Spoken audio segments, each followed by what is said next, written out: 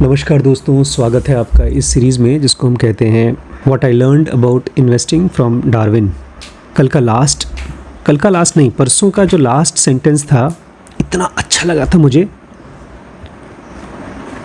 और मैं सचमुच में चाहता हूँ कि ऐसा मेरे साथ ना हो पाया तो कम से कम आप तीनों के साथ हो जाए, देवांश के साथ हो जाए, श्रवण के साथ हो जाए, जो भी भविष्य में आने वाला है उसके साथ हो जाए।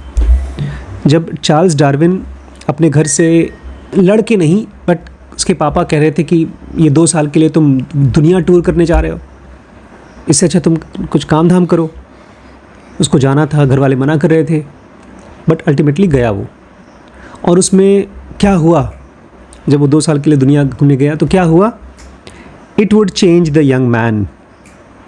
क्या हुआ? उस आदमी को, छोटे आदमी को, यंग आदमी को बदल देगा ये trip. It would change the science. और खाली इतना नहीं, किसको बदल देगा? पूरे साइंस को बदल देगा, पूरे विज्ञान को बदल देगा। और खाली साइंस को नहीं, it would change the world, पूरी दुनिया को बदल देगा। तो मैं सच्चे दिल से भगवान से प्रार्थना करता हूँ कि आप लोग भी ऐसी चीज़ें पाएँ, बिकॉज अभी भी दुनिया में ढेर सारी ऐसी चीज़ खोजने की है जो आप दुनिया को बदल सकते हैं।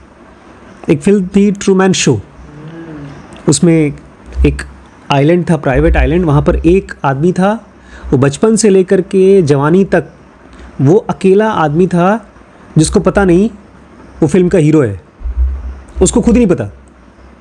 और सब लोग उसके आसपास एक्टिंग करने वाले हैं, उसके माँ बाप, भाई बहन, सब कोई, दुकानदार, ट्रैफिक पुलिस, हर कोई।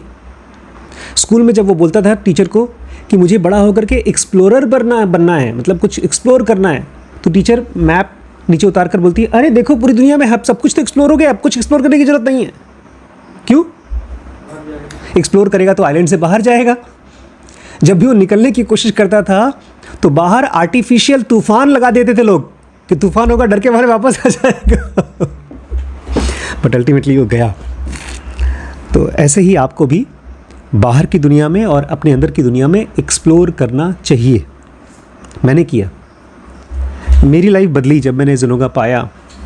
मेरी लाइफ उससे भी पहले बदली जब मैंने योग वशिष्ठ पाया, और अब तो DK ब्रेन्स के ज़रिए मैं पूरी दुनिया बदल ही रहा हूँ।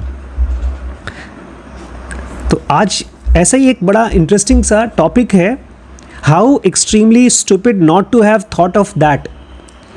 ये थॉट मुझे नहीं लगता कि आप लोगों को कभी आया है कि कोई चीज़ किसी ने खोजी, किसी के मन में एक थॉट आया तो आपके मन में आए, अरे यार मैंने क्यों नहीं सोचा ऐसा।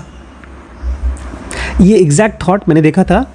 हमारे यहाँ डॉक्टर हैं, एक डॉक्टर दिनेश दुआ, साइकेट्रिस्ट हैं, one of the most senior psychiatrist, almost 30 साल से वो प्रैक्टिस कर रहे होंगे। उनसे मैं जाके मिला, मैंने कहा सर मुझे भी साइकेट्री सीखना है। बोलते साइकेट्री क्यों सीखोगे, तुम रेडियोलॉजिस्ट हो। मैंने कहा मुझे माइंड में बहुत इंटरेस्ट है और मैं ज़ेनोगा सिखाता भी हूँ।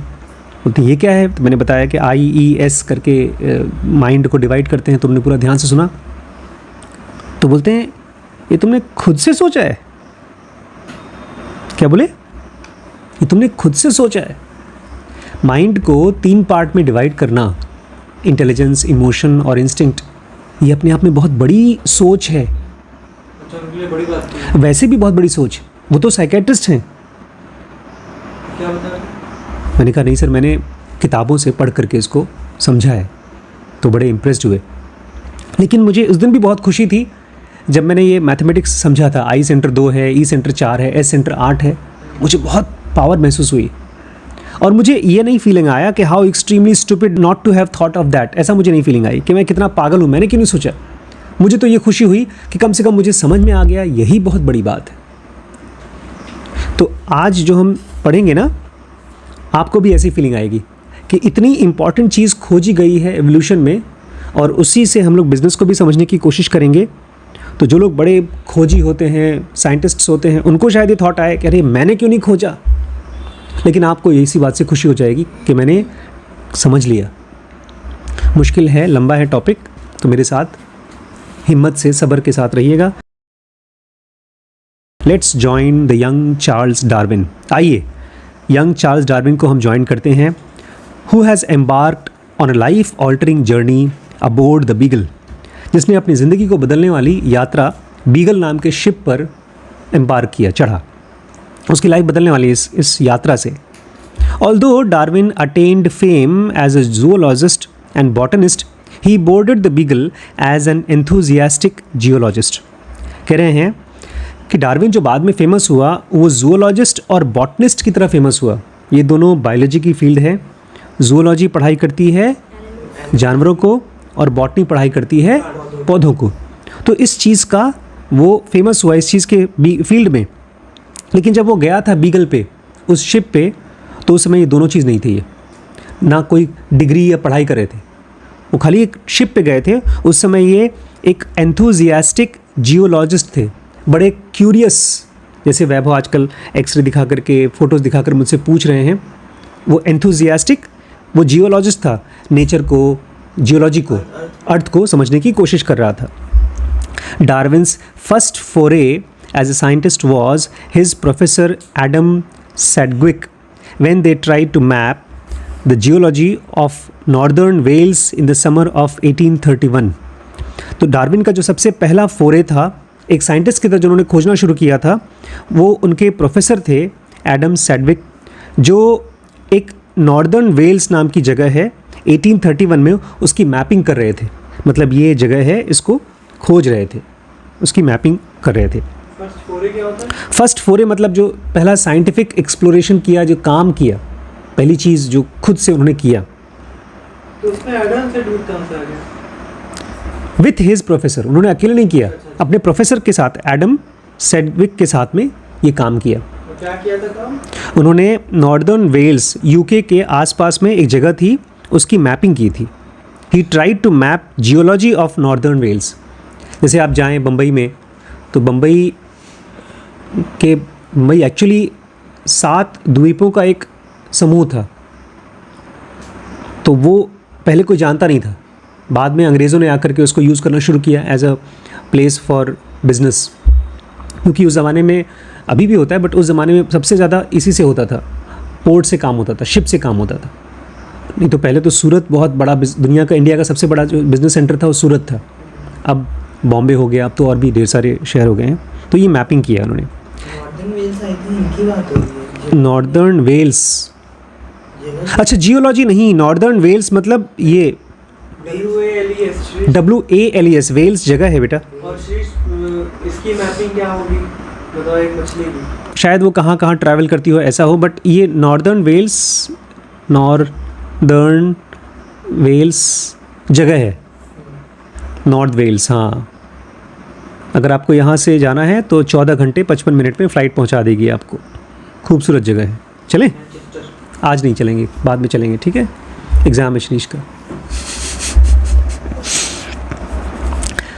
He concluded after this trip that science consists in grouping facts so that the general laws or conclusion may be drawn from them. बहुत बड़ी खोज की इन्होंने। मैंने जब ज़नुगाब समझा था तो मैंने ये कंक्लूजन निकाला था कि अगर लाइफ में कुछ सही काम करना है तो आई सेंटर से करना होगा। और जब तक ई सेंटर में है, इमोशन में है, थॉट कुछ भी आए उसको एक्शन मत बनने दो। यहाँ पर इन्होंने उस ट्रिप में ये कंक्लूड किया कि साइंस का मतलब है फैक्ट्स को इकट्ठा करो, जो भी आपके सामने दिख रहा है उसको इकट्ठा करो और एक जनरल लॉ बनाओ, so that the general law और कंक्लूजन में बी ड्रॉन फ्रॉम देम। आपके आँख के सामने क्या दिख रहा है उसमें से एक जनरल लॉ बनाओ। ये इन्होंने साइंस का डेफिनेशन खोजा। At the end of the Beagle's expedition, he had 368 pages of zoology notes compared to 1383 pages of geology notes. और जब वो वापस आए थे 2 साल के बाद, तो उनके पास जो जूलॉजी के बारे में नोट्स था, मतलब प्लांट्स के बारे में, नहीं जानवरों के बारे में, वो 368 पेजेस का नोट्स था। और वहीं जो जियोलॉजी का नोट्स था, मतलब नेचर के बारे में, वो 1383 पेजेस का नोट्स था। उस ज़माने में मोबाइल नहीं था ना, इसलिए किताबों में कागज़ से लिखते थे लोग, कॉपियों से। The famous Charles Lyell was a great inspiration to Darwin. जैसे हम लोग कृष्णमूर्ति से, रमन महर्षि से इंस्पायर्ड होते हैं, ऐसे ही चार्ल्स डार्विन के जो सबसे फेमस इंस्पिरेशन थे वो थे Charles Lyell. He took the first volume of Lyell's book Principles of Geology with him on the Beagle. इन्होंने लिल की जो पहली किताब थी, first volume Principles of Geology, वो अपने साथ लेकर गए थे बीगल पे, शिप पे। He received the second volume later on the voyage and read the third after his return. और जब सेकेंड वॉल्यूम छपी तो उन्होंने अपने शिप पर ही उसको मंगा लिया था, शिप पर आई थी, मतलब शिप कहीं रुकी होगी तो वहाँ पर आ गई, वो वहाँ पढ़ी, और जब वापस आए तब उन्होंने थर्ड वॉल्यूम पढ़ा। देखिए, हम लोग कब कौन सी किताब पढ़ते हैं हमें पता नहीं है, लेकिन पक्का चार्ल्स डार्विन ने अपनी बायोग्राफी में लिखा होगा कि मैंने इस जगह पर इस किताब को पढ़ा। मुझे याद है जब मैंने कृष्णमूर्ति की बुक पढ़ी थी तो मैं हर पेज के बाद जब मैं उसको पढ़ लेता था तो डेट लिखता था, read on so and so date. मुझे इतनी खुशी मिलती थी कि मैंने इतनी इंपॉर्टेंट बुक आज पढ़ी है इस पेज को, तो मैं लिखता था। तो इनको भी लिखा होगा उन्होंने। तो ये 3 वॉल्यूम पढ़ा, प्रिंसिपल्स ऑफ जियोलॉजी, मतलब ये जो नेचर है उसके सिद्धांत। अब लिल एक बहुत ख़ास चीज़ को प्रपोज करता था, थोड़ा मुश्किल चीज़ है, उसको समझिए। लिल was a strong proponent of uniformitarianism. जो लिल था, चार्ल्स लिल, वो बोलता था चीज़ें हैं uniformitarianism as a core tenet of geology. अरे वैभव की मूवी आ गई, टेनेट। टेनेट मतलब टेनेट मूवी है, आपकी फेवरेट फिल्म है ना, one of the favourite films है, जो बस आप ही समझें। सबसे पहले वो उसका डायरेक्टर प्रोड्यूसर समझा है, उसके बाद सेकंड आप समझें। मैं तो आज तक नहीं समझ पाया। हाँ, 2 लोग समझे हैं उस फिल्म को। वो उसके फिल्म के एक्टर्स भी नहीं समझ पाए, बस वो लोग समझे और वैभव समझे। तो होता है जो वो टेनेंट होता है, टेनेंट, ये टेनेट है, TENET। वर्ड का मतलब नहीं पता मुझको। अरे यहाँ पर समझिए, कोर टेनेट। एक चीज़ है, एक पैराडॉक्सिकल वर्ड है ये। TENT सीधे भी वैसे है, ये ऐसे भी वैसे है। इसको पैराडॉक्सिकल नहीं कहेंगे, इसको शायद भूल जाओ वर्ड। टेनेट का अंग्रेजी वर्ड आप NET, टेनेट कह रहे हैं। यूनिफॉर्मिटेरियनिज्म का कोर टेनेट है, एज कोर, हाँ, जियोलॉजी का बिलीफ, प्रिंसिपल्स। हाँ, क्वालिटी। टेनेट मतलब क्वालिटी या बिलीफ। अब ये क्या होती है यूनिफॉर्मिटेरियनिज्म? इसको समझो आसान भाषा में क्या है। Darwin would later adopt it as guiding principle of evolutionary theory. इस चीज़ को डार्विन बाद में बोलता है, एवोल्यूशन में भी चीज़ें ऐसी होती हैं। देखिए ये वर्ड क्या है, यूनिफॉर्मिटेरियनिज्म। एक बार आप भी बोलिए, यूनिफॉर्मिटेरियनिज्म। वेरी गुड, आप भी बोलिए एक बार। यूनिफॉर्मिटेरियनिज्म। आप भी।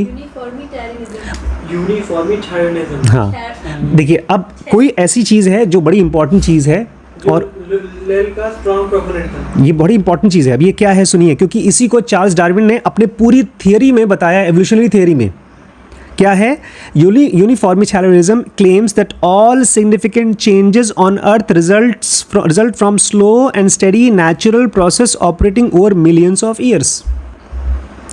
ये जो यूनिफॉर्मिटेरियनिज्म है ये बोलता है धरती पर जो भी बड़े बड़े बदलाव होते हैं, सिग्निफिकेंट चेंजेस, वो धीरे धीरे होते हैं, स्लो एंड स्टेडी होते हैं, जो कि मिलियंस ऑफ ईयर्स में होते हैं, करोड़ों सालों में होते हैं। क्या है यूनिफॉर्मिटेरियनिज्म? बताइए। छोटे छोटे चेंजेस जो करोड़ों साल में होते हैं, सारे इंपॉर्टेंट चेंजेस, जो भी सिग्निफिकेंट चेंजेस होते हैं धरती पर, वो जल्दी नहीं होते, 1-2 साल में नहीं हो जाते, 1-2 जनरेशन में भी नहीं होते, मिलियंस ऑफ ईयर्स में होते हैं। मतलब कितने सालों में? लाखों, करोड़ों सालों में होते हैं। ये सेटअप ध्यान में रखिएगा, क्योंकि इसको तोड़ते हैं बाद में। As a result of his interest in and exposure to geology, Darwin was pre-programmed to conceptualize a very long period unimaginable to the most humans. अब चूंकि डार्विन के फेवरेट टीचर थे चार्ल्स लिल, तो उन्होंने कहा कि यार देखो, जो चीज़ें बदलती है ना, चाहे इंसानों में हो चाहे कहीं पर बदलती हो, ये आदमी इमेजिन नहीं कर सकता। मतलब मैं, मेरा बेटा या आप, उसका बेटा या उसका बेटा, 4, 5, 10 जनरेशन के लोग ये इमेजिन नहीं कर सकते कि कोई प्रजाति कहाँ से आई है।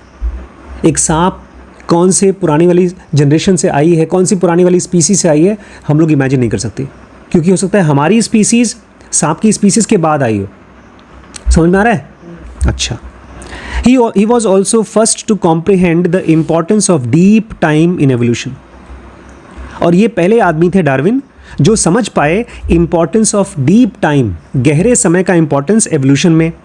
He wrote, I always feel as if my books came half out of Lenin's brain. Author ये भी कहते हैं चार्ल्स डार्विन कि मुझे लगता है मेरी जो किताबें हैं ना वो सब लेनिन के ब्रेन की किताबें, मतलब जो मैंने पढ़ा है आधी तो मैंने वही लिखी है। And that I have never acknowledge it sufficiently. और मुझे ये भी लगता है कि मुझे चार्ल्स लेनिन को धन्यवाद बोलना चाहिए, बार बार धन्यवाद बोलना चाहिए। हम लोग का जेनोगा बेसिक कोर्स जो है उसमें केवल हम लोग डॉक्टर पीजे सर का जेनोगा पढ़ाते हैं, लेकिन आज मैंने एक नई चीज़ स्टार्ट की है, उसमें हम लोग जेनोगा पढ़ाएंगे, उसमें 4 चीज़ें और पढ़ाएंगे। बट मुझे अभी भी लगता है कि मैं कितना थैंक यू बोल दूँ, किसको? सहर जी को। ऐसे इनको भी लगता है कि मेरी किताब इतनी फेमस हुई है तो उसके लिए मैं अपने चार्ल्स लेनिन को थैंक यू बोलूँगा, एक्नॉलेज नहीं कर पाता हूँ। I have always thought that great merits of principles was that it altered the whole tone of one's mind. और ये भी है कि जो प्रिंसिपल्स होते हैं, सिद्धांत होते हैं दुनिया में, वो माइंड का पूरा टोन बदल देते हैं। मतलब कोई चीज़ जब आप सोचते हैं अच्छा ये ऐसे होता है इतने सालों में, तो आप अलग तरीके से सोचते हैं। अभी जब मैं गया था वहाँ राउरी, तो मैंने देखा वहाँ का जो तरीका है रहने का लोगों का, मतलब ख़ास तौर से इनके साथ जो मैं रहा था वैरागर जी के साथ, बड़ा अच्छा नाम भी है वैरागर। उनका पूरा परिवार बड़ा स्पिरिचुअल है, पूरा परिवार। उनके घर में जो काम करते हैं वो भी स्पिरिचुअल है। उनके यहाँ कंपलसरी है, अगर शादी करके कोई लड़की आएगी तो उसको पहले SSY का प्रोग्राम अटेंड करना है, योग प्राणायाम ध्यान सब कुछ करना होगा। उनके यहाँ कोई नौकर भी काम करने आता है उसको भी करना होगा, ये कंपलसरी है, ये प्रिंसिपल है उनकी लाइफ का। तो ऑथर कह रहे हैं कि चार्ल्स डार्विन कहते थे ग्रेट मेरिट्स ऑफ प्रिंसिपल्स, कि जो प्रिंसिपल्स की अच्छाइयाँ हैं वो आपके माइंड के टोन को बदल देती हैं। आप अगर कंफ्यूज रिलैक्स्ड हैं तो आपको एकदम स्ट्रेट देखने में हेल्प करेगी। आपके लाइफ में सिद्धांत होना चाहिए, जैसे हम लोग जेनोगा पढ़ते हैं तो उसमें सिद्धांत दिया है कि कैसे आप स्पिरिचुअल लाइफ जी सकें, पा सकें। Darwin wrote more than 25 books. Darwin ने कितनी किताबें लिखी? 25 से भी ज़्यादा। And hundreds more have been written about him and his oeuvre. और 100 से भी ज़्यादा किताबें डार्विन के ऊपर लिखी गई हैं और उनके ओवरे पे, ओवरे मतलब कृति, उन्होंने जो भी काम किया है उसके ऊपर 100 से ज़्यादा किताबें ऑल ओवर लिखी है। We can't cover even a fraction of his genius here. कहते हैं इस किताब में तो हम डार्विन ने जितना कुछ खोजा और लिखा है उसका फ्रैक्शन भी नहीं कंप्लीट कर सकते, कवर नहीं कर सकते। In this chapter I want to focus on only one aspect of his method. लेकिन इस चैप्टर में मैं उनके मेथड का, डार्विन के मेथड का एक चीज़ डालना चाहता हूँ आपके दिमाग में, which is evident in his ground breaking book, which is evident in his ground-breaking book on the origin of species। और उनकी जो सबसे इम्पॉर्टेंट बुक है डार्विन की, द ओरिजिन ऑफ स्पीसीज़, कि कैसे प्रजातियाँ शुरू हुई, उसमें एक बहुत इम्पॉर्टेंट चीज़ है, his focus on historical information to make deductions about ongoing evolutionary process. Darwin हमेशा फोकस करते थे हिस्टोरिकल इंफॉर्मेशन पे। किसी प्रजाति को जानना है तो उसका इतिहास जानने की कोशिश करते थे। क्यों? टू मेक डिडक्शन, ताकि वो ये समझ सकें about ongoing evolutionary process, कि चीज़ें कैसे इवॉल्व होती हैं। सांप को जानना है तो सांप के पीछे को पढ़ो, बिच्छू को जानना है तो बिच्छू के पिछले वाले, उसके मरे हुए बिच्छू को पढ़ो, उसके मरे हुए बिच्छू को पढ़ो, कहीं से उसकी बॉडी मिल जाए, फॉसिल्स को बोलते हैं, फॉसिल्स को पढ़ो। Darwin proposed not one, not two, but 3 revolutionary theories। बाप रे, कह रहे हैं डार्विन ने प्रपोज किया, एक नहीं, आमतौर पे बहुत जीनियस लोग खाली एक थियरी डालते हैं, प्रपोज करते हैं। उन्होंने एक नहीं, 2 नहीं, 3 रेवोल्यूशनरी, क्रांतिकारी थियरी प्रपोज किया अपनी किताब में ओरिजिन में। ये 3 थियरी क्या है? नेचुरल सिलेक्शन, पता है किस चीज़ के बारे में थियरी है? Natural selection, sexual selection and common ancestry.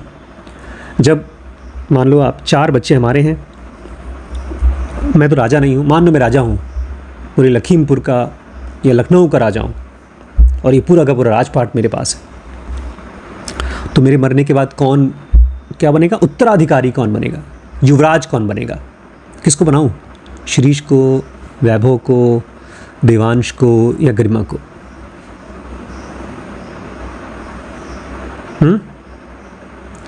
मुझे लगता है उसको बनाना चाहिए, श्रवण को। आप वो फिल्म भूल गए, स्पार्टन 300? स्पार्टन 300 में बताते हैं राजाओं का सिलेक्शन कैसे होता है। उनके घर में जो भी बच्चा पैदा होता है उसको बहुत यंग एज में जंगल में छोड़ देते हैं। अगर वो सरवाइव कर गया जंगली जानवरों से और नेचर से तो राजा बनने लायक है। मर गया तो वो इस लायक ही नहीं कि राजा बन सके। तो पैदा जीने की भी लायक नहीं है। भाई राजा के घर में पैदा हुए तो तुम्हें with great power comes great responsibility. अब तुम्हारे पास ढेर सारा रुपया पैसा, नौकर चाकर आ गए हैं, खा पी के दारू पी के पड़े रहोगे तुम, जो कि ज़्यादातर राजा करते थे। नेचर भी आगे की दुनिया किसके हाथ में देगी, ये है प्रोसेस ऑफ ग्रेट सिलेक्शन, कि किस जीव जंतु को ज़िंदा रखेगी, किसके बच्चे और आगे बढ़ाएगी, किसको मारेगी। ये है process of evolutionary process of selection. Nature select करती है, हम लोग तो खाली अपने बच्चों और आसपास के लोगों में सेलेक्ट करती है। नेचर के पास तो इतनी प्रजातियां हैं, उसमें से किसको अभी तक सबसे पुरानी प्रजाति कौन सी है जिसको ज़िंदा रखी है? हाँ ले तुम भूल चुके। फंगस, उसका नाम क्या था? मुझे पता है, स्पॉन्ज, सी स्पॉन्ज, 500 मिलियन ईयर्स से है, तो इसको बोलते हैं। तो 3 तरीके से नेचर सेलेक्ट करती है प्रजातियां। एक नेचुरल सिलेक्शन है, दूसरा सेक्सुअल सिलेक्शन है, और तीसरा है common ancestry. Let's briefly see what these theories are and how he used history in all of them to arrive at this radical explanation of all organic life. तो आइए देखते हैं ये तीनों थियरी क्या हैं और किस तरह से डार्विन जो थे वो हिस्ट्री को खोजने की कोशिश करते, यूज़ करने की कोशिश करते थे इन सारे के सारे रेडिकल चीज़ों को समझाने, दुनिया को समझाने के लिए, आसपास की दुनिया को समझाने के लिए। First let's discuss the best known theory, natural selection. तो सबसे पहले हम लोग नेचुरल सिलेक्शन, जो कि सबसे ज़्यादा जाने वाली थियरी है, नेचुरल सिलेक्शन को समझते हैं। इन माई ले पर्सनस व्यू, एक आम आदमी जिसको बायोलॉजी के बारे में ज़्यादा पता नहीं है, the reason Darwin's crowning achievement the theory of natural selection was not discovered earlier and remained unaccepted by many stalwarts during and after his lifetime was that few understood the powerful effect of small changes accumulating over very long period of time. Author कहते हैं कि Darwin दुनिया में famous हो गया और उनका crowning achievement है। क्राउनिंग अचीवमेंट मतलब तो ताज सबसे बड़ा अचीवमेंट जो उनके लिए, जिसके लिए ताज पहनाया जाना चाहिए, वो है वो बाकी लोग नहीं कर पाए। वो है नेचुरल सिलेक्शन। क्या है? नेचुरल सिलेक्शन सबसे बड़ी चीज़ है और इससे पहले कोई नहीं कर पाया इस चीज़ को। इससे पहले किसी ने नेचुरल सिलेक्शन को खोजा नहीं। पता है क्यों? क्योंकि लोग छोटे छोटे चेंजेस देख नहीं पाते। वैभव के अंदर में कुछ छोटे छोटे चेंजेस हो रहे हैं, गरिमा के अंदर भी हो रहे हैं और श्रीष के अंदर भी हो रहे हैं, हम सब के अंदर में हो रहे हैं। आज गरिमा के अंदर में मैंने देखा, मैंने कहा ना कि यार 4 बार जाता है स्कूटर, खाना देने आता है, फिर खाना लेने आता है। तो गरिमा ने बोला ऐसे तो शीश के पास भी जाता है, ये तो गलत बात टाइप का है कि जब जो उसके साथ हो रहा है मेरे साथ भी हो रहा है। तो इस सेंटेंस में मुझे वो दिखाई दिया जो एक किरकिरी नहीं होती खाने में, कंकर टाइप का। एक कोई खाना आपको लेके जा रहा है और कोई खाना बना रहा है, तो उसके लिए हमारे मन में क्या फीलिंग आनी चाहिए? थैंकफुलनेस की। और क्या फीलिंग आ रही है? ऐसे कैसे चलेगा, उनके लिए भी खाना जा रहा है, हमारे लिए भी खाना आ जाइए। तो एक किरकिरी है, ये छोटा सा चेंज है। मैडम, इस किरकिरी को अपने खाने से निकाल दीजिए। आपको क्या सोचना है? अगर मेरे लिए कोई खाना बना रहा है, खाना ला रहा है, तो क्या होना चाहिए? ग्रेटफुल। सिद्धांत की तरह। वो देखना कैसे पैर छुआ है उसने, वो तो झटका आ गया मुझे। एक वीडियो है, मैं दिखाऊंगा आपको। सिद्धांत जब घर से निकल रहा है, अपने घर से कहीं जा रहा है, तो अपने माँ बाप के तो पैर छुए ही। जो घर में एक काम करती है आंटी, उनके पैर ऐसे झुक करके छू रहा है जैसे कि भगवान का पैर छू रहा है। वो ग्रेटफुलनेस। नौकर का पैर कोई क्यों छुएगा, लेकिन वो छू रहा है आप। तो ये किरकिरी हटाइए। क्यों मैं अभी कह रहा हूँ किरकिरी? बहुत बड़ी चीज़ नहीं है, बट कह रहे हैं ये बहुत पावरफुल चीज़ें होती हैं, छोटे छोटे चेंजेस, लेकिन वो बहुत लंबे समय में होती है, इसलिए लोग देख नहीं पाए। और नेचुरल सिलेक्शन बहुत लंबे समय में होता है। ये चीज़ केवल चार्ल्स डार्विन देख पाया। But for those who understood the relevance of history, the theory was so powerful and straightforward that the famous biologist Thomas Huxley remarked, "How extremely stupid not to have thought of that." कह रहे हैं जो लोग भी इतिहास को पढ़ते हैं, इतिहास तो कितने समय से पढ़ा जा रहा है, और इतिहास में तो हर चीज़ आपके आँख के सामने है। इस चीज़, और अगर कोई आदमी ध्यान से देखता पास्ट को, तो वो यही कहता, जैसे कि हमारे फेमस बायोलॉजिस्ट थॉमस हक्सले ने कहा, मैं कितना पागल हूँ यार, ये चीज़ मैंने क्यों नहीं देखा, जो उसने देख लिया कि नेचर में। अब देखिए, हमने सुना तो हमको लगता है हाँ यार चीज़ें बदलती होंगी छोटी छोटी। पिछले 20 सालों में, अब देखिए, श्रीश कहते हैं बड़े पापा पतले हैं, और श्रीश का हमसे ज़्यादा वजन है। वो इसलिए बिकॉज अब आप अलग दुनिया में रहते हैं। आज बल्कि मैं ये पढ़ना शुरू कर रहा हूँ और जल्दी बनाऊँगा भी वीडियो। गरिमा, क्या लिखा है किताब का नाम? The anxious generation. क्या? The anxious generation. Anxious generation. और आपका क्या होता है? आप एक ऐसी दुनिया में रहते हैं जो चलने फिरने वाली दुनिया है ही नहीं। मुझे याद है अच्छे तरीके से, बम्बई में रहता था, हर रोज़ सब्जी लाने के लिए मुझे वडाला जाना पड़ता था। वडाला कम से कम यहाँ से जितना ये होगा 1-1.5 किलोमीटर दूर यहाँ जाओ, और पैदल जाओ 1-2 किलोमीटर, पैदल आओ 1-2 किलोमीटर। उसी में कभी कभी मैं चुपके से बस पकड़ लेता था। कॉलेज जाना हो तो कम से कम 2 किलोमीटर पैदल चलना पड़ता था। अब इतना चलना फिरना होगा तो मजबूरी में पतले हो जाएंगे। स्लो चेंजेस बदलाव लाते हैं। उस जनरेशन के बच्चे ज़्यादातर पतले होते थे। अब ओबेसिटी, मोटापा एक एपिडेमिक हो गई है। एपिडेमिक मतलब बहुत कॉमन हो गई, बीमारी की बहुत फैल गई है। देवांश को देखो, जबकि वहाँ पर ढेर सारा जगह है खेलने के लिए। तो ये छोटे छोटे चेंजेस इतना स्लो होते हैं कि लोग देख नहीं पाते, लेकिन जो इतिहास को देख पाते थे वो सीधे साफ साफ देख पाते। नेचुरल सिलेक्शन रिक्वायर्स 3 की ingredients.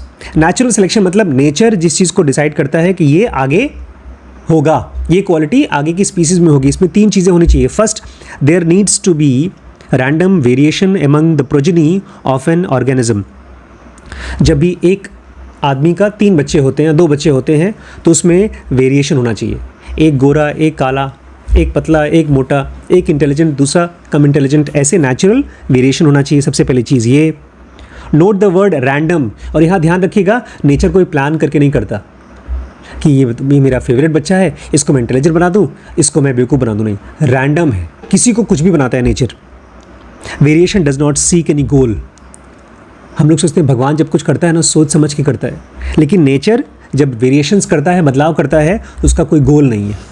Second, there needs to be differential fitness among these variants such that injurious variations get rejected and favourable ones are preserved. अच्छा, पहला तो वेरिएशन होना चाहिए। दूसरा, ये जो वेरिएशन हो रहा है उसमें डिफरेंशियल फिटनेस होना चाहिए। मतलब अगर मैंने किसी को मोटा, किसी को पतला बनाया, तो हो सकता है मोटा वाला ज़्यादा ताकतवर हो, पतला वाला कमज़ोर है। जो कमज़ोर है वो मर जाए, कोई दिक्कत नहीं। या तो जब अगर मान लीजिए कहीं भूखमरी आ गई तो सिर्फ मोटा वाला ज़्यादा सर्वाइव कर पाएगा पतले हाँ, वाले पे। तो नेचुरल डिफरेंशियल फिटनेस मतलब 2 क्वालिटी पैदा किया नेचर ने, उसमें से एक नेचुरली फिट है, एक कम फिट है। तो जो कम फिट है वो मर जाए, कोई दिक्कत नहीं। वो डिसाइड करता है नेचर ये कम फिट है। ठीक वैसे जैसे राजाओं का, राजा पुराने ज़माने में चूज़ किए जाते थे। डिफरेंशियल फिटनेस मतलब एक कम फिट, एक ज़्यादा फिट, एक कम ज़्यादा फिट। क्योंकि नेचर को पता नहीं, हो सकता है जो कमज़ोर है वो अलग तरीके से फिट हो। Last, the favourable traits must be heritable. और सबसे आखिरी में, अगर नेचर को कोई बड़ी कमाल की ट्रेट मिल गई, क्वालिटी मिल गई, तो फिर उसको वो हेरिटेबल कर सके। हेरिटेबल मतलब दूसरे को पास कर आगे की जनरेशन में दे सके, so that they are passed on to the next generation, ताकि वो अगली जनरेशन में पास हो सके। Then these 3 elements repeat infinitum और million even billions of years. और यही चीज़ नेचर 3 चीज़ें करती है।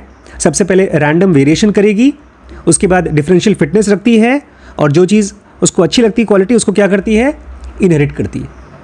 और ये चीज़ लाखों साल करोड़ों साल तक चलता रहता है। नेचर का एक्सपेरिमेंट चलता रहता है। हर स्पीसीज़ के साथ में 3 चीज़ करती है, रैंडम वेरिएशन, क्वालिटी बदलती रहेगी। अभी बहुत कमाल की चीज़ आने वाली है। क्वालिटी बदलती रहेगी, उस क्वालिटी में से डिफरेंशियल फिटनेस होगा, कोई ज़्यादा फिट होगा, कोई कम फिट होगा, और लास्ट में वो हेरिटेबल होना चाहिए। अगर बहुत फिट है और वो हेरिटेबल नहीं है तो उसको नहीं रखेगा नेचर। ठीक है, resulting in a pangolin from a protozoan. कह रहे हैं इसी तरह से एक प्रोटोजोआ से पैनगोलिन बनता है। पैनगोलिन क्या है जी? पैनगोलिन, ओहो पैनगोलिन तो बड़ा खूबसूरत है। ये पैनगोलिन बनता है, बड़ा खूबसूरत सा जानवर है, केकड़े उसकी तरह है, छिपकली की तरह, लेकिन खतरनाक है। खोपड़ा बोलते हैं उसको। ऐसा देखा ही नहीं है कभी ज़िंदगी में आपने? चूहा लगता देखा है? और प्रोटोजोआ जिससे बनता है वही है, चार्ल्स डार्विन उसी नाम पर है। उसी की, हाँ, किताब। अभी वो स्पीसीज़ के बारे में बता रहा है। प्रोटोजोआ ऐसा छोटा सा होता है जो आँख से दिखता नहीं, माइक्रोस्कोप के नीचे दिखता है। एक छोटा सा प्रोटोजोआ जो आँख को नहीं दिखता, उसमें से नेचर ने खड़खड़ खड़खड़ खड़खड़ करते करते क्या बना दिया? पैनगोलिन बना दिया। कितना कमाल का नेचर है। In Darwin's own words, Darwin के अपने शब्दों में, this preservation of favourable individual differences and variations and the destruction of those which are injurious I have called natural selection. Darwin कहते हैं ये नेचर का तरीका, preservation of favourable individual differences, कि जो डिफरेंसेस हैं उसमें से जो पसंद आता है नेचर को, उसको बचा के रखता है, और जो पसंद नहीं आता, जो इंजूरियस है, किसी भी स्पीसीज़ को मरने के लिए जो चीज़ कराता है, उसको वो हटा देता है नेचर। इसी को बोलते हैं नेचुरल सिलेक्शन। समझ में आ गया? ठीक है, let's look at a giraffe to understand Darwin's insight. आइए जिराफ को देखते हैं डार्विन का इनसाइट समझने के लिए। बचपन में स्कूल में बायोलॉजी में बहुत ही कॉमनली पढ़ाते हैं, लेकिन इस तरह से पढ़ाया होता तो मुझे, खैर जैसा था मैं वैसा पढ़ाया गया। Giraffe are the members of order Artiodactyla. Giraffe उस प्रजाति में से आते हैं जिसको बोलते हैं Artiodactyla, and diverged from other members. और ये बहुत साल पहले, लाखों साल पहले आर्टियोडैक्टिला में से अलग हट गए। Cattle, antelope, deer and sheep. Cattle क्या है? कैटल तो उसी को बोलते हैं ना, गाय भैंस को। गाय भैंस। एंटेलोप किसको बोलते हैं? ये देखो, हम लोग बोलेंगे इसको भी हिरण बोल देंगे, लेकिन ये एंटेलोप है। ये डियर है, ये जो फीमेल है वो है। अच्छा, ये फीमेल डियर है। एंटेलोप फीमेल डियर को बोलते हैं? हाँ, अच्छा, तो डियर भी दिया इसने। ये लड़कों की डियर ऐसे निकली होती है, वो सीन देखिए, एंटीलोप और फीमेल और मेल, ये क्योंकि मैंने एडिट करी थी तब मेरे में यही था। अच्छा, African animals with horns and long and legs. अच्छा, नहीं लिखा है antelopes are hoofed mammals with hollow horns commonly mistaken for deer. इनकी जो सींग होती है वो अंदर से खाली होती है, हॉलो होती है, और आमतौर पे हम इसको गलत तरीके से मानते हैं कि ये हिरन है। ये हिरन नहीं है, एंटीलोप है। तो एक बहुत साल पहले था, कौन सा प्रजाति जिसको इंसानों ने कभी देखा नहीं होगा, इंसान के पैदा आने से पहले आए होंगे, वो कौन सा? आर्टियोडैक्टाइला। उसमें से निकले गाय भैंस, उसमें से निकला एंटीलोप, उसी में से निकला डियर, हिरण भी, और उसी में से निकला जिराफ तो निकल चुका, उसमें से निकला लास्ट में शीप, भेड़। ये सब उसी में से निकले। कैसे निकाला नेचर ने भाई? Natural selection. Natural selection. Natural selection में नेचर ने क्या किया? सबसे पहले अलग अलग वेरिएशन किया। ऊंट का उसी सेम का है, लेकिन ऊंट की ज्यादा वाटर कैपेसिटी है। नहीं, अभी वो तीनों नाम बताओ। नेचुरल सिलेक्शन में सबसे पहले वेरिएशन किया, रैंडम वेरिएशन, रैंडम वेरिएशन। दूसरा डिफरेंशियल फिटनेस किया, और तीसरा इनहेरिटेबल। कुछ दिन पहले एक लड़की थी, बहुत स्मार्ट सुंदर सी, उसने अपने मन का कुछ ड्रेस पहना था, तो एक लड़के ने कहा ये क्या पहन रखा है तुमने, नेचर के हिसाब से खतरा हो जाएगा। तो उस लड़की ने कहा कि इवोल्यूशन तुम्हारा नहीं होगा। क्या बोला? हाँ, अगर ऐसे ही तुम्हारी सोच रही तो क्या होगा? बहुत आगे नहीं जाओगे। मदर एवोल्यूशन ने आशीर्वाद दिया। आपको अगर नेचुरल सिलेक्शन रखना है, नहीं देखिए, ख़ास तौर से लड़कियों को या लड़कों को, किसी को भी आपको सलाह देनी है कपड़े के बारे में, तो ऐसे मत देना। ये उसने बताया। नेचर भी डिसाइड करती है कौन सी क्वालिटी आगे जाएगी, कौन सी क्वालिटी आगे नहीं जाएगी। अच्छा, वो मुझे आज तक ऐसा किसी ने कहा नहीं, मेरी बहन ने कभी नहीं कहा भैया अगर ऐसी बदतमीज़ी करोगे मेरे साथ तो बहुत आगे नहीं जाओगे ज़िंदगी में। खैर, होता है। ठीक है, समझ में आया? और ये सब कब हुआ था? ये सब के सब आर्टाइलोडक्टाइल से ये सब जानवर कितने साल पहले अलग अलग हुए? लिखा है ये हुए हैं 30, बस 34 मिलियन साल पहले। 34 मिलियन साल पहले, 3 करोड़ 40 लाख साल पहले, बस। ठीक है। An ancestor of the current giraffe may have given birth to a baby with a slightly longer neck owing to a random mutation।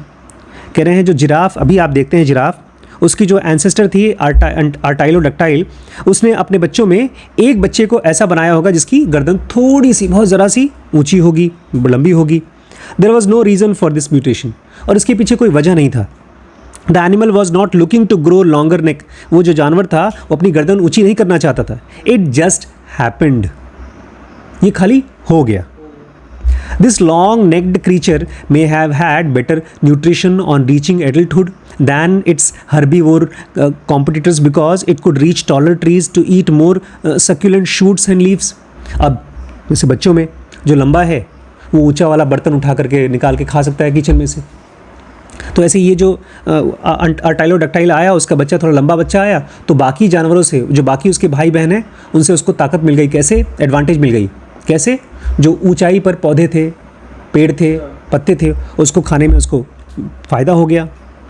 Better and more food could have made this giraffe healthier. अच्छा खाना और ज़्यादा खाना खाने की वजह से ये जो जिराफ था वो हेल्दी हो गया, एंड मोर रोबस्ट, और ताकतवर हो गया, helping it to evade predators. तो इस तरह से वो अपने प्रेडेटर्स को, मतलब जो खाने आते थे उनको, उनसे बच जाता था। Consequently it could have mated more frequently and produced more offspring that its shorter necked competitors. इसलिए ये ज़्यादा ऑफस्प्रिंग पैदा कर सकता था, बच्चे पैदा कर सकता था बाकी अपने भाई बहन से। These offsprings would generally have long neck, और चूंकि ये लंबे नेक वाला जानवर था तो उसके बच्चे भी लंबे नेक वाले थे। But neck length would have varied, लेकिन जो बच्चे आते थे उनका किसी का नेक थोड़ा ज़्यादा लंबा था, किसी का कम ज़्यादा लंबा था। The longer neck ones would be likely to have better nutrition, और फिर से जो लंबे वाला गर्दन वाला था उनको ज़्यादा अच्छा खाना मिलेगा। बी सब्जेक्ट टू लोअर प्रेडिशन, उनको कम लोग अटैक कर पाएंगे। एंड हैव मोर मेट्स, उनको ज़्यादा सेक्स करने के लिए मेट्स मिलेगा। Than the shorter neck sibling, जो उनके कम छोटे नेक वाले सिबलिंग हैं। And because long necks are heritable, Darwin did not know that genes are responsible for heredity. Darwin को ये नहीं पता था, जीन्स के बारे में नहीं पता था। वो खाली ऐसे अंदाज़ा लगाया कि लंबे का बेटा लंबा होगा। क्यों लंबा होगा वो नहीं जानता था, अब पता चला है कि जीन्स की वजह से होता है। But he new something was, उसको ये आइडिया था कि कुछ ऐसा बॉडी के अंदर है जो हमारे जैसा ही फ्यूचर में पैदा कराता है। Some of the offspring of these longer necked giraffes would also have had longer necks and continue to be more advantaged than other shorter necked siblings and competitors generations after generation. और इस तरह से जो भी प्रजातियां, मतलब जो भी बच्चे आते गए, थोड़ा थोड़ा लंबी लंबी गर्दन होती गई, कई 100 सालों तक, कई लाखों सालों तक. The arm race for long neck has gone on for millennia, and voila, here we have current day giraffe. और ये चीज़ एक रेस की तरह चलता रहा, जिसकी लंबी गर्दन है, वो बचता रहा और जादू हो गया. वॉयला, क्या हो गया? आपके सामने आज का जिराफ है. और उसको आप देखेंगे तो आप पहचान नहीं पाएंगे, ये जिराफ उसी में से निकला है जिसमें से हिरण निकला है. जब मुझे पहली बार ये पता चला था, मुझे लगा था बायोलॉजी की क्लास में, मुझे लगता था बड़ी सिंपल चीज़ है यार, ठीक है, नेचर में क्या हुआ, लंबी नेक थी, खा लिया तो पैदा हो गए बस. लेकिन इसके पीछे इतनी गहरी थियरी है. Darwin collated a vast range of historical clues. और ऐसा नहीं खाली तुक्का लगाकर लिख दिया, डार्विन ने इसके लिए ढेर सारा हिस्टोरिकल ऐतिहासिक क्लूज इकट्ठे किए to arrive at his theory of natural selection. ये चीज़ को बताने के लिए कि ये नेचुरल सिलेक्शन नेचर ने सेलेक्ट किया है. And this is not the place to list all of them, so instead let me share just a few. तो बोलते हैं हाँ, इतना ढेर सारा उसने इकट्ठा किया था कि मैं यहाँ पर सब कुछ नहीं बता सकता, बट 2-3 चीज़ें मैं बताना चाहता हूँ. Darwin was a creationist. Darwin जो था, अच्छा सुनिए, डार्विन ऐसा आदमी नहीं था जैसा ये है. जैसा डार्विन ने खोज की वैसा था नहीं. डार्विन भगवान पे भरोसा करता था. वो मानता था सब कुछ भगवान से आया है. बोल रहा था वो उसका मामा, हाँ, इसके ये सब हेल्प करेगा, इसके चर्च के काम. हाँ, चर्च के काम के लिए वो बोला था. देखिए, आप वो किताब आपने पढ़ी नहीं है, पढ़िएगा कभी टाइम मिला तो. Many lives many masters. किसने लिखा है? डॉक्टर ब्रायन वीस. वो पुनर्जन्म और आत्माओं पर विश्वास ही नहीं करते थे, इसलिए उन्होंने अच्छी किताब लिखी. क्यों? क्योंकि विश्वास नहीं करते थे और वो कंफर्मेशन बायस नहीं था पूरी किताब में. वो ऐसी चीज़ें खोजी कि वो एकदम ना विश्वास करने वाले को भी विश्वास हो जाएगा. ऐसे ये भी क्या थे? ये क्रिएशनिस्ट थे. He started his journey aboard HMS Beagle. Whilst on board on the Beagle, I was quite orthodox. Author कहते हैं, जब डार्विन बोलते हैं, जब मैं बीगल पे गया था, शिप पर गया था, तो मैं बहुत ऑर्थोडॉक्स था. ऑर्थोडॉक्स मतलब पुरानी सोच का. He writes in his autobiography at Cambridge, Darwin had studied the book of Reverend William Paley, who had made the famous watch analogy to prove the existence of God. Darwin ने बहुत famous किताब पढ़ी थी Cambridge में, reverend William पेले की, जो एक घड़ी का एग्जाम्पल देते थे कि जैसे घड़ी है ऐसे ही भगवान भी है. मतलब पेले कहते थे कि देखो ये दुनिया चल रही है, कितने परफेक्टली चल रही है, और सब जीव जंतु पैदा हो रहे हैं, सब कुछ परफेक्टली चल रहा है, तो घड़ी की तरह है. घड़ी चलती है, टिक टिक चलती है, आँखों से ऊपर से देखो तो ठीक है, घड़ी है, लेकिन अंदर में बहुत कॉम्प्लेक्स मैकेनिज्म है. तो इसका मतलब घड़ी को बनाने वाला भी कोई होगा, तो दुनिया को बनाने वाला भी है कोई. ये लॉजिक देते थे वो. Paley argument ran as follows. He asserted that if someone were to find a watch with all its complex machinery lying in the ground, one could conclude that someone knowledgeable had produced it. Simple logic था, अगर घड़ी को खोल कर देखोगे, इतनी मुश्किल चीज़ बनी हुई है, इसका मतलब कोई बनाने वाला है. The various parts of the watch working in perfect unison, कि घड़ी के अलग अलग पार्ट्स हैं जो एकदम परफेक्ट यूनिशन में काम करते हैं, could not have been assembled by accidents. ये सब चीज़ें एक्सीडेंट से नहीं होती हैं. Hence Paley argued that since nature is infinitely more complex than watch, we must conclude that an intelligent designer is behind the universe creation. तो जैसे घड़ी का भी एक डिज़ाइनर होता है और नेचर तो बहुत ज़्यादा कॉम्प्लेक्स चीज़ है, तो एक कोई क्रिएटर होगा. इसको बोलते हैं क्रिएशनिस्ट. डार्विन जब शिप पे पहली बार गया था तो क्या था? क्रिएशनिस्ट, कि क्रिएशन इतनी अच्छी है तो एक क्रिएशनिस्ट भी होगा.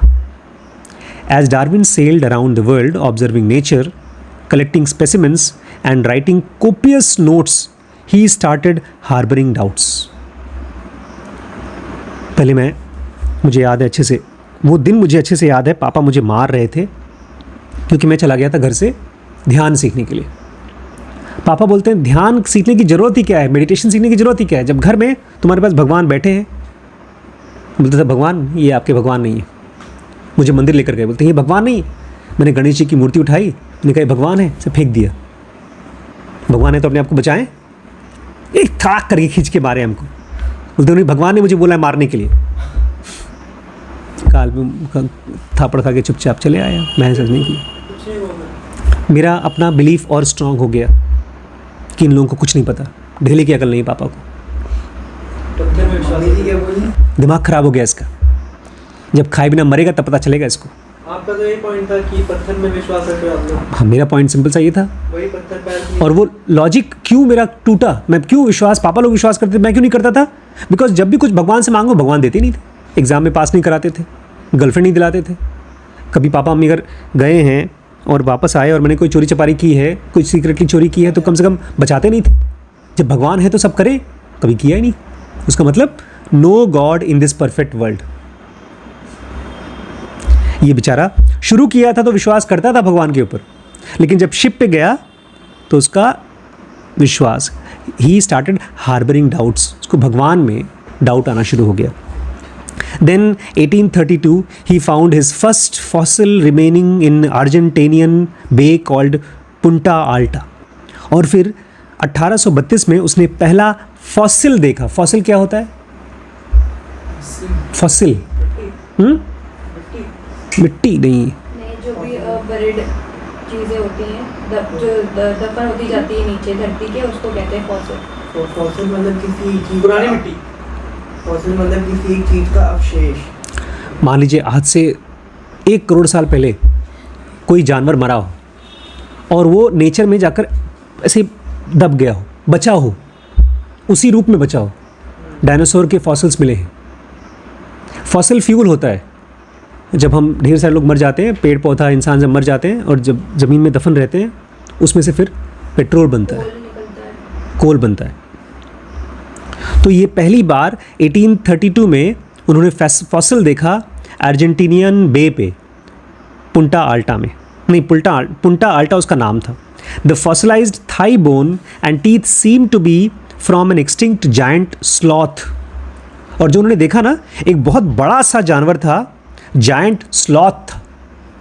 उसकी थाई बोन, जो हड्डी थी पैरों वाली, और उसके जो दांत थे इतने बड़े थे कि वैसा किसी जानवर का देखा नहीं है उन्होंने, ऐसा दिखाई देता था। अब तो छोटा हो गया। अब तो इंसान के सामने कोई है ही नहीं। तो उसने जायंट स्लॉथ का फॉसिल देखा। लेकिन जो एक्सटिंक्ट हो चुका है, वो खत्म हो चुका है। George Cuvier, the founder of palaeontology, showed that Earth had witnessed many extinction episodes and presented two indisputable fact। एक भाई साहब हैं जॉर्ज कुवियर, जो पैलेंटियोलॉजी के फाउंडर हैं, जिन्होंने पैलेंटियोलॉजी को स्टार्ट किया। पैलेंटियोलॉजी क्या होता है? Study of fossilised past. एक अलग से विज्ञान है जो अभी प्रजातियां हैं उनको नहीं पढ़ती, जो प्रजातियां ख़त्म हो चुकी हैं, फॉसिलाइज्ड पास्ट हैं, उसकी पढ़ाई। ये कहते हैं इस धरती ने ढेर सारे एक्सटिंक्शन देखे हैं। एक्सटिंक्शन मतलब कोई चीज़ एकदम ही खत्म हो गई, एकदम खत्म हुई। और बोलते हैं 2 का तो उन्होंने एक प्रॉपर प्रूफ दिया। First, the fossil remain of the past have no living peers. उन्होंने कहा जो भी पास्ट के फॉसिल्स हैं उनके अब कोई लिविंग पीयर्स नहीं है, उनके साथ के बराबर के जानवर हैं नहीं। And second, the older the fossil the greater the divergence from the living species. और जितना पुराना फॉसिल होगा उतना ही अब के जिंदा जानवरों से अलग होगा। अगर बहुत यंग फॉसिल होगा तो इसी के जैसा होगा, बहुत पुराना होगा तो अलग होगा। टाइम को उन्होंने पहचान लिया। However, Cuvier explained these facts by invoking God. लेकिन उसने भगवान को मानते हुए कहा कि ये सब चीज़ें भगवान की वजह से, claiming that God repopulated Earth with new species each after each extinction. वो कहता था कि भगवान प्रजातियों को लाते हैं और समय समय के बाद उनको ख़त्म करके फिर नई प्रजाति लाते हैं। उसके थियरी में भगवान रहते थे कि भगवान करते इस चीज़ को। If this were so, Darwin wondered. Darwin सोचने लगा कि अच्छा अगर भगवान ऐसा करते हैं कि धरती से जानवरों को ख़त्म कर देते हैं फिर नए जानवरों को लाते हैं, why would today's sloth have very similar bone structure to the extinct sloth of the past. तो भगवान नए तरीके से जानवर क्यों नहीं बनाते? आजकल का जो जानवर है उसकी हड्डी पुराने वाले जैसे क्यों? भगवान के पास क्रिएटिविटी नहीं है क्या? पुराने जानवर से बनाते हैं. If God had created them independently, why did the extinct giant sloth and the currently living sloth species appear related? अगर भगवान ने हर एक जानवर को अलग अलग बनाया इंडिपेंडेंटली, तो ये वाला जो है वो पिछले वाले के जैसा क्यों दिखाई दे रहा है? He found many more fossils during the voyage. और उन्होंने ढेर सारे फॉसिल्स देखे अपने वोएज में. फॉसिल्स जान के क्या होता है? हाँ, जो पुराने ज़माने के जानवरों के अवशेष. And question continue to trouble him. हम में से बहुत कम लोग होते हैं जो सवाल परेशान करते हैं हमको. इनको परेशान करा था कि आखिर ऐसा क्यों है? भगवान अगर हर बार प्रजातियाँ लेकर आ रहे हैं भगवान, तो पुराने वाले जैसे क्यों बना रहे हैं? अलग अलग क्यों नहीं बना रहे हैं? Questions continue to trouble him. ये सवाल उनको परेशान करता रहा. One of the core tenet of creationism is God populated similar plants and animals in comparable climatic and physical environment. ये जो क्रिएशनिज्म है जिसमें कि माना जाता है कि सब कुछ भगवान करते हैं, उसका एक इम्पॉर्टेंट टेनेट है ये कि भगवान एक जैसे पौधे, एक जैसे जानवर, एक जैसे माहौल में डालते हैं. मतलब गर्मियों में एक जैसे पौधे होंगे, बर्फ़ में एक जैसे पौधे होंगे, जहाँ पानी ज़्यादा होता है वहाँ एक जैसे जानवर और पौधे होंगे. But Darwin discovered that this wasn't so. लेकिन डार्विन ने देखा ऐसा भी नहीं है. The creatures on the tropical Galapagos islands did not resemble the flora and fauna of the tropics elsewhere in the world. कह रहे हैं जो ट्रॉपिकल रीजन है, ट्रॉपिकल रीजन कहाँ होता है? ट्रॉपिक समुद्र होता है बेटा. ट्रॉपिकल रीजन किसको बोलते हैं? ये देखो 3 जोन बने हुए हैं. सबसे बीच में है ट्रॉपिकल जोन, सबसे ऊपर है टेम्परेट जोन और नीचे है टेम्परेट जोन. तो ट्रॉपिकल जोन कौन सा हुआ? इक्वेटर के पास. हाँ, जो गर्म है, जो सेंटर में एकदम इक्वेटर के पास है. क्या किया डार्विन को? डार्विन ने देखा कि जो ट्रॉपिकल गैलापागोस आइलैंड है वहाँ के जो जानवर, फ्लोरा फाउना मतलब जानवर और पौधे हैं, वो दूसरे ट्रॉपिक के जैसे क्यों नहीं है? यही माना जा रहा था ना कि जो ठंडे वाले जानवर और पौधे हैं वो ठंडे वाले सब जगह जैसे होने चाहिए. यह नहीं देखा जा रहा है. Instead they seemed closely allied to the organisms in the mainland of the South America. उन्होंने देखा जो ट्रॉपिकल के जानवर हैं वो आसपास के एरियाज जैसे हैं. मतलब एक बड़ा सा साउथ अमेरिका है, बहुत बड़ा है. इतना बड़ा है कि ऊपर तो गर्मी होती है, नीचे आते जाओ तो बहुत ठंडी हो जाती है. लेकिन उसमें जानवर एक जैसे थे. अरे गरम वाले गरम जानवर होने चाहिए, सर्दी वाले सर्दी. लेकिन एक बड़ा सा साउथ अमेरिका के जो जानवर हैं वो एक जैसे थे, mainland of South America. And he wrote in version, उन्होंने किताब में लिखा, the most striking and important fact for us is the affinity of the species which inhabit islands to those of the nearest mainland without being actually the same. इनको doubt आना शुरू हो गया था कि भगवान नहीं बनाता, ये कहीं अपने आप ही आते हैं. ये कहते हैं सबसे स्ट्राइकिंग चीज़ ये है कि जो स्पीसीज़ पैदा हो रही है वो आसपास के एरिया से ही आ रही है. कोई भगवान चमत्कारी रूप से यहाँ एक सर्दियों वाला जानवर नहीं पैदा कर देता. वो सर्दियों वाला है तो आसपास की किसी जगह से ही आया होगा. ये सबसे स्ट्राइकिंग चीज़ थी. देखिए पता है हम लोग को नया नहीं लग रहा है, क्योंकि ये लोग जो पढ़ते हैं ना तो वो पुरानी किताबों को पढ़ करके दिमाग में एक सिद्धांत बनाते हैं कि चीज़ें ऐसी रही होंगी, और अचानक से जब आपको पहली बार मालूम पड़ता है ऐसा नहीं है तो आपकी ज़मीन हिल जाती है. उस समय पूरी दुनिया मानती थी कि भगवान ही बनाता है, और ये एकदम हिल गया. Darwin's ornithologist friend John gold. Ornithologist क्या होता है पता है? इसकी भी पढ़ाई होती है. पक्षी वैज्ञानिक, जो पक्षी को पढ़ाई करते हैं उनको बोला जाता है ऑर्निथोलॉजिस्ट. डार्विन का एक पक्षी वैज्ञानिक फ्रेंड था John gold. informed him in March 1837 that 25 of the 26 birds from Galapagos were endemic to the islands and were found nowhere else. उसने इनको बताया 1837 में कि ये जो जगह है गैलापागोस, इसके जो पक्षी हैं 26 पक्षी, 26 में से 25 पक्षियाँ यहीं के हैं और कहीं नहीं पाए जाते. Creationism's contention had always been that God created species individually and that all species remained unchanged following their creation.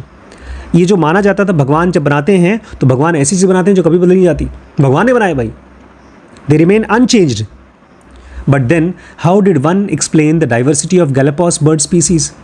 तो लोग समझ नहीं पा रहे हैं कि एक ही जगह पे इतने टाइप के क्यों भगवान ने बनाए। जब एक टाइप बना दिया तो दूसरा बनाने की ज़रूरत क्या थी? ये अलग अलग टाइप के क्यों हैं? All were similar to but also quite different from mainland species. और ये जो जानवर हैं ये सब एक जैसे हैं लेकिन अलग अलग भी हैं। Darwin reached a much different conclusion. अब डार्विन का जो कंक्लूजन था वो एकदम अलग था। That species of bird from the mainland had accidentally arrived on Galapagos aeons ago and had then diverged into many species occupying different niche. ये कहते हैं कोई भगवान भगवान ने नहीं बनाया, कहीं से आसपास के मेन लैंड से एक जानवर यहाँ आ गया एक्सीडेंटली और फिर उसमें से अलग अलग स्पीसीज बने, भगवान को सीन से निकाल दिया। ये अपने आप में पूरे सिस्टम के साथ फाइट किया क्योंकि उस समय पूरा मेन सिस्टम था चर्च, जो इसी आधार पे बना हुआ था कि भगवान ने सब कुछ बनाया है, हटा दिया। इन्होंने कहा नहीं, कहीं एक जानवर था, वो जानवर वहाँ से यहाँ आ गया, फिर उसमें से बदल बदल करके अलग अलग जानवर बने। To me one of the best examples of Darwin's remarkable ability to view history in a new light is his discussion of domestic pigeons in the first chapter of Origin. Pigeons के बारे में बात करेंगे। एक book लाए हैं अभी हम नया, नेक्सस उठाना, सबसे ऊपर खड़े हो जाओ। हाँ, इसमें कौन सा पक्षी बना है? पिजन्स। कबूतर, पिजन्स के ऊपर नहीं है, कबूतर। शोले फिल्म देखी आपने? शोले में असरानी जेलर थे, बोलते हैं जेल हमारा है और यहाँ पर बिना हमारी मर्जी के कबूतर भी पंख नहीं मार सकता, ऐसे कुछ बोलता है वो। और जब ये बोल रहा था अचानक से कबूतर उसके मुंह पे पंख मार के गया तो बगल में बोलता है ये क्या था? कबूतर हुजूर, कबूतर कबूतर कबूतर। वो एक अच्छा सीन था। आपको देखना चाहिए फिल्म शतरंज के खिलाड़ी, देखना चाहिए आपको, क्योंकि जब मैं ये आगे का पढ़ रहा था ना मुझे वो फिल्म याद आई। देखिए उसमें सीन था, शायद उसी में था यार। कह रहे हैं डार्विन ने बड़ी कमाल की चीज़ देखी और वो भी डोमेस्टिक पिजन से। डोमेस्टिक पिजन क्या होता है? पालतू कबूतर। अच्छा, आप लोग हमारे साथ घूमने नहीं गए ना? हम लोग किसी वहाँ गए थे, किसी किले विले में गए थे, वहाँ पर कबूतरों का घर था जहाँ कबूतरों को पाल पाल के रखा जाता था। गलत, हाँ। तो इस चीज़ को बहुत अच्छे से पढ़ा डार्विन ने। He studied the pigeons closely for many years. Darwin ने कबूतरों को बहुत साल तक पढ़ा। He brought every breed he could lay his hands on. जो भी अलग अलग टाइप के कबूतर होते थे सबको अपने साथ लेकर आता था। एंड रेयर्ड देम हिमसेल्फ, और खुद उनको पालता था, खाना पीना खिला के उनको ब्रीड करता था। He also procured pigeons skin from as far as Persia. और कहीं पर अगर किसी कबूतर का स्किन मिल जाए, चाहे तो पर्शिया जैसी दूर जगह से, वो भी लाता था। He made friends with many well-regarded London breeders and joined 2 pigeon clubs. Plus जितने भी जो कबूतरों को ब्रीड करने वाले बड़े बड़े लोग थे उनके साथ भी दोस्ती किया उसने और 2 पिजन क्लब ज्वाइन किया। Pigeons were big business in 19th century. Pigeons जो थे कबूतर, उस ज़माने का क्या था कबूतर? क्यों धंधा क्यों था? ईमेल सिस्टम था उस ज़माने का, पोस्ट ऑफिस था उस ज़माने का। आज ईमेल सिस्टम कितना पैसा कमाता है? अरबों रुपए कमाता है। तो उस ज़माने का 19th सेंचुरी का बिग बिजनेस था। England and they obsessed Darwin as well. भाई पैसा मिलता था इसलिए वो भी ब्रीड करता था और बेचता था। डार्विन ऑब्सेस्ड था इसके लिए। जब कबूतर चिट्ठी पहुंचाते थे तो उनको कहाँ से पता रहता था यहाँ से वहाँ पहुँचानी है? ये गुड क्वेश्चन है। मैं चाहूँगा इसके ऊपर आप जब एग्ज़ाम हो जाए तो थोड़ा सा कुछ चैट जीपीटी से पूछ करके मुझे बताइएगा। जब हैरी पॉटर देख रहा था तब नहीं पूछा हाँ, कि क्यों कबूतर ये कर रहा है, क्यों छड़ी ऐसे चल रही है। सुन लो, हैरी पॉटर में ये सब चीज़ें हो रही थी तब तो आपने सवाल नहीं पूछा, बट अच्छी बात है आपने सवाल पूछा। क्या था ये? The question continued to trouble him. तो एक क्वेश्चन लीजिए जो आपको ट्रबल करता रहे, ठीक है। ऑन 6 पेजेस ऑफ ओरिजिन, जो किताब लिखी उन्होंने ओरिजिन, उसके 6 पेजेस हैं। Darwin outlines the distinctiveness of various breeds. Darwin कहते हैं कि जो कबूतर हैं उसके अलग अलग ब्रीड्स के डिस्टिंक्टिवनेस मतलब qualities. He starts compare the English carrier, the short faced tumbler and see the wonderful difference in their beaks. 2 अलग अलग प्रजाति मैंने पहली बार देखा। एक है इंग्लिश कैरियर, अंग्रेज़ लोगों ने इसका नाम रखा होगा। कबूतर की एक प्रजाति है, मुंह के आगे खूब कुछ झाग टाइप का लगा हुआ है। और दूसरा कौन सा है? शॉर्ट फेस्ड टम्बलर, मुंह छोटा है उसका, ये भी कबूतर है। कह रहे हैं compare English carrier and the short faced tumbler and see the wonderful difference in their beaks. और उनके जो चोंच है उसका डिफरेंस देखो। Entailing corresponding difference in their skull. और जब चोंच अलग अलग है तो उनका स्कल भी अलग अलग होगा, ब्रेन का स्कल भी अलग होगा। Next he described various breeds, diversity of beaks. फिर उसके बाद आगे चल के अपनी किताब में अलग अलग जो ब्रीड्स हैं उनकी बीक मतलब चोंच, उनका साइज़, उनका शेप, उनका कलर और उनका फ्लाइट पैटर्न, कैसे कैसे ये उड़ते हैं उसको भी डिस्क्राइब किया। Like most naturalists of the era, he believed that all these varieties had descended from one ancestral rock pigeon. उस ज़माने के जो सब नेचुरलिस्ट थे ये भी वही मानते थे कि ये सब के सब एक कबूतर में से आए हैं, उसको बोलते थे रॉक पिजन, सबसे कॉमन है। In origin he also provides ample evidence for this belief. और अपनी किताब में इस चीज़ का भी प्रूफ भी डालते हैं कि ये सब अलग अलग टाइप के जो कबूतर हैं वो उसी में से आए हैं, पुराने वाले में से। His friend Professor Lepsius had informed Darwin that humans had been domesticating pigeons for thousands of years. उनके दोस्त थे डार्विन के, उनका नाम था प्रोफेसर लेप्सियस। वो कहते हैं जो इंसान है ना वो कबूतरों को कई हजार सालों से ब्रीड कर रहे हैं, पाल रहे हैं। There were records of pigeons in 5th Egyptian dynasty in 3000 BC. आज से 3000 साल पहले भी देखा गया है कि लोग पिजन्स को पालते थे। Pigeons had also had high prestige and monetary value in the time of Romans and Mughals in India. वो आपने देखा है ना शाहजहाँ की शादी कैसे हुई मुमताज़ से। बहुत 2 सफ़ेद रंग के बहुत खूबसूरत पिजन, बहुत कीमती पिजन थे उनके पास, कबूतर। तो मुमताज़ ने उनको एक को उड़ा दिया। तो शाहजहाँ ने उनसे पूछा ये तुमने कैसे उड़ाया? तो इतनी समझदार थी या इतनी बेवकूफ़ थी, वो दूसरे को उठा के उड़ा के बोलती हैं ऐसे उड़ाया। उनकी शक्ल पे फिदा हो गए होंगे या कुछ और रहा होगा, उनको हार्मोन्स बहुत स्ट्रांग हुए, बोलते हैं हम शादी करेंगे इनसे। शादी कर ली। कह रहे हैं कि पिजन्स उस ज़माने में बहुत कीमती था, रुपए की बहुत कीमत थी। रोमन्स और मुगल्स में, इंडिया में जो मुगल्स हैं उस ज़माने में भी। It was evident that humans had altered pigeons over many years to suit their unique tastes. क्या? ये चीज़ साफ जाहिर है कि इंसानों ने बार बार जो पिजन्स को पैदा कराया उसमें अपने हिसाब से, अपने टेस्ट के हिसाब से उनको चेंज कर दिया। उनकी कैसे? 2 अलग अलग प्रजाति को ब्रीड करा दिया। अरे जैसे हमने पढ़ा था साइबेरियन प्रिंसिपल, एक लोमड़ी, हाँ फॉक्स को उन्होंने जो पालतू फॉक्स है उसको पैदा कराया। तो जब एक इंसान किसी जानवर को अपने हिसाब से ब्रीड कराता है और उसकी क्वालिटी को चेंज करता है, इसको कहा जाता है आर्टिफिशियल सिलेक्शन। ये सब कहानी जब इंसान किसी चीज़ को करता है उसको बोलते हैं आर्टिफिशियल सिलेक्शन। कितने अच्छे से समझाया है। 3rd छोटा सा पार्ट और है जरा सा। And then he took the bold leap that no one else had taken before him. और उसके बाद डार्विन ने एक बहुत बड़ी छलांग लगाई जो इससे पहले कभी किसी ने लगाई थी।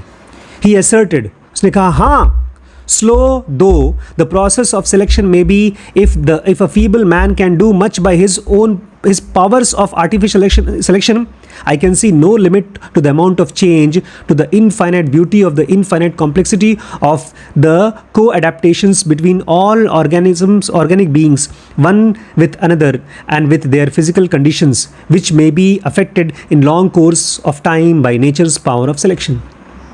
उन्होंने कहा ठीक है धीरे धीरे ही हो, लेकिन जब एक आदमी जो कुछ नहीं है नेचर में, बहुत छोटा सा जानवर है, वो अपने हिसाब से चीज़ों को बदला सकता है, आर्टिफिशियल सिलेक्शन करा सकता है। तो नेचर जो को अडेप्ट करती है, सभी जानवरों के साथ में रहती है और एक दूसरे के साथ में एंड विथ वन और प्लस फिजिकल कंडीशन के साथ भी को अडेप्ट करती है, तो उसमें नेचर क्या नहीं कर सकती सिलेक्शन करने के लिए? मतलब उन्होंने कहा कोई भगवान नहीं। जैसे आदमी आर्टिफिशियली सेलेक्ट करके एक क्वालिटी पैदा करता है, ऐसे ही नेचर ढेर सारी क्वालिटीज़ पैदा करती है और कोई भगवान नहीं करता। If humans could alter pigeons drastically, अगर इंसान कबूतरों को इतना ज़्यादा बदल सकता है, given the immensely long time of this its disposal, why couldn't nature vary organic beings to create diversity we see today? अगर इंसान पिछले कुछ हज़ार सालों में कबूतरों को इतना बदल सकता है, तो नेचर इतनी ज़्यादा डाइवर्सिटी क्यों नहीं पैदा कर सकती? It may seem blindingly obvious to us. आज अगर हम देखते हैं तो एकदम साफ लगेगा, हाँ बात तो सही है, but no naturalist had connected the artificially created variety of breeds of pigeons, dogs, plants to the ubiquitous natural heredity of the natural world order.